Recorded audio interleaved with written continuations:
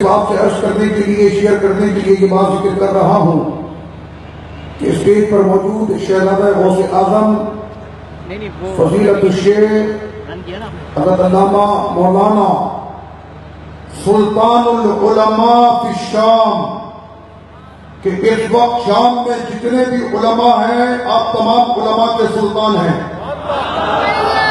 میں آپ کو حقیقت بتا رہا ہوں, تمام علماء شام کے آپ سلطان ہیں. ملک شام میں 40 ابدال ہیں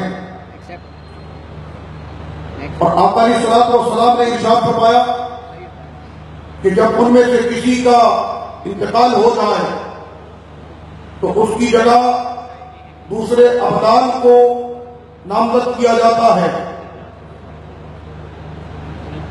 ملک شام کے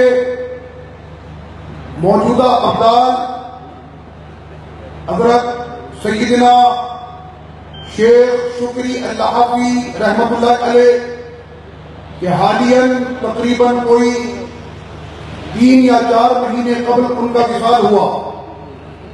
تو ان کے وصال کے بعد میں نے حضرت شیخ کی بارگاہ میں یہ عرض کی اور پوچھا کہ حضور شیخ شکری تو وصال فرما گیا اور وہ تو یقیناً ملک شام کے ابدال تھے, تو ابدال کا جانشین تو ابدال ہوتا ہے, تو آپ مجھے یہ بتائیے کہ شیخ شکری کا جانشین کون ہے؟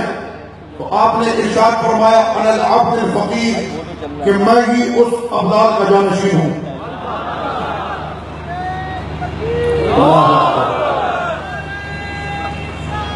یا رسول اللہ صلی اللہ علیہ وسلم.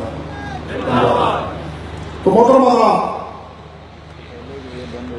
حضرت فضیلت الشیخ آپ نے تقریباً 125 سے زائد اور 150 کے لگ بھگ آپ کی کتابیں اس وقت دمشق اور بیروت کی مارکیٹوں میں موجود ہیں.